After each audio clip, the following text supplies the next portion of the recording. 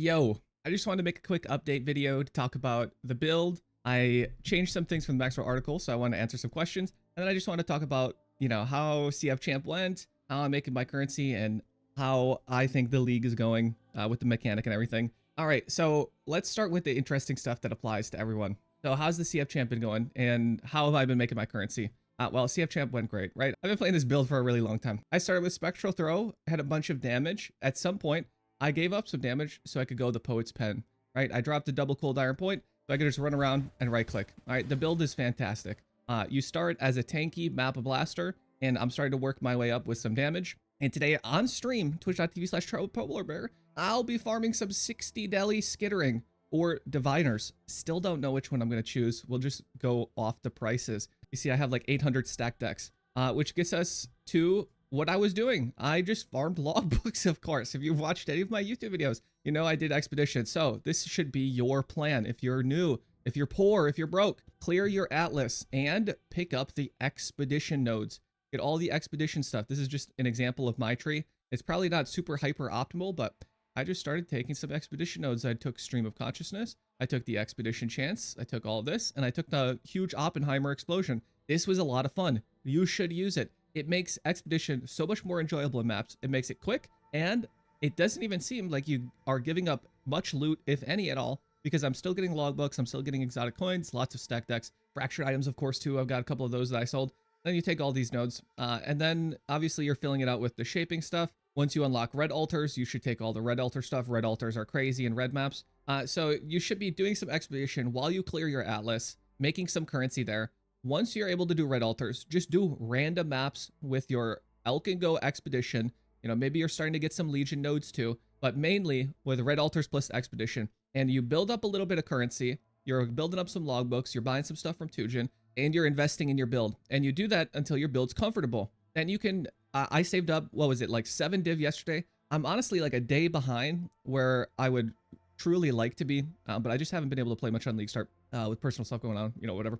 I saved up 7 div. I've only been able to play 8 hours a day, so it's a little unlucky. But 7 div, that's all it took. I took that 7 div. I bought 20 something logbooks yesterday, ran them all, got some div from them, took that, bought another like 30 something logbooks, ran all those. And all said and done, at the end of the day, I had like 35 divines. I think it was like 39 after I sold my fossil tab for 40. Right, we started with 7 div, and we worked our way all the way up to like 40 something, just running logbooks. It was super easy. Now, I did get a little bit lucky on the divine drops, so maybe it'd be like 35 or something. It's not like a completely accurate picture of how much you'd make, but you definitely make money from logbooks, as you have for every league since Expedition League.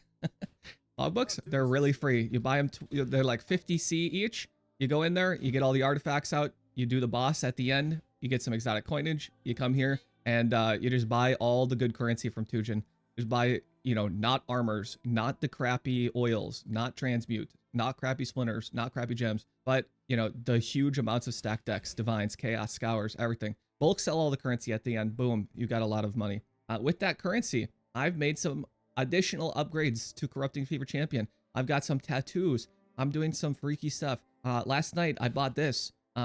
It's the new amulet that gives +3 to a random gem. Well, I looked one up with Corrupting Fever. Someone pointed it out. They were 10 div. I said it was bad on stream, and then I quickly ended stream, refreshed the price. Someone listed it for 7, and I bought it. I wasn't joking. It's bad, okay? Because the guy didn't want me to raise the price on him. But it's really, this is nice. It gives you some damage, and it lets us respec 3 points to not need that mana mastery. I don't know if I'll stick with this in the end. I don't know if you should, do this too, but pretty good with the Poet's Pen setup as we are missing plus levels. Also bought an Empower 4. This was like 5 point something divines last night. Damn dude, that's pretty good. Today I'm going to be putting this on. I wasn't able to get plus levels. I will be corrupting more of these to try to get plus levels, but right now it's just 50 reduced extra damage for crits and 6 reduced chaos damage taken, which, come on, it's pretty good. That is pretty good. I'm going to be crit immune with the Armor Mastery and Sanctum of Thought, this node right here. I'm going to take this. When I'm doing deli, I'm crit immune, and I'm taking 6 reduced chaos damage, which is half of all elemental damage that I'm taking. I get another 6 reduced on top. Damn, dude, that's pretty good. We'll be going Circle of Guilt as well. The Herald of Purity buff effect and physical damage. If you can, you should buy these and do that setup. I didn't put it on the Maxwell article because if I tell everybody to buy these, they're going to be like 10 divines. So I just made a gear set without this, just because there are some items, you know, like very specific items that I just wouldn't be able to include in a Maxwell article. Things like a specific double mod watcher eye, I wouldn't be able to include. You know, like rings like these, you know, I don't like doing that. You know, this one's kind of just for the homies who pay attention or who we're gonna watch the build diaries. Okay, they get the items that are pretty good. It's a nice upgrade, but you know, it's not obviously necessary, and they sure as shit would be way more expensive. Okay, let's get into CF stuff. What's up with Cold Iron Points versus Poet's Pen? Well, Poet's Pen is really nice because you are shooting everything out at the same time. So there's no need for me to be like casting Reap on random monsters that I encounter. There's no additional button presses. It's kind of just really nice. And it makes for easy application of your Corrupting Fever. There's no Stormbrand, there's no self-casting your Reap. The only thing you are doing is self-casting your Vol Reap. But you see, like KB, it also has that really slick playstyle where, you know, you're kind of shooting stuff out, and I have return projectiles linked. I also have an anomalous return of projectiles. So there's a 20% chance that one of my kinetic blasts will come back, which is kind of slick. But it's I paid like, it was like 2 div for it. It's not worth. Don't buy the anomalous returning projectiles until you have like almost no more upgrades to buy. It's really not that crazy, okay? Like you can see one random KB coming back sometimes.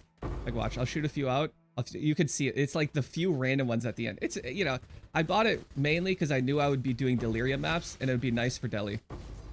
But you see, right, like I don't even have that much damage. Well, okay, last night I didn't have that much, and on even like 1.5 million total damage, not including your Vol Reap. You know, clearing the maps is pretty comfy, man. I was able to start doing some 60 deli too. I did a 60 deli test. That went totally fine as well. Like, you don't need too much, so it's okay to go PP, the Poet's Pen setup, and drop your Cold Iron points if you want a more comfortable playstyle and you're okay with bosses taking a bit longer, because the bosses will absolutely take longer. My logbook bosses, you know, you gotta wait for 2 Verona phases. It took like 1 minute.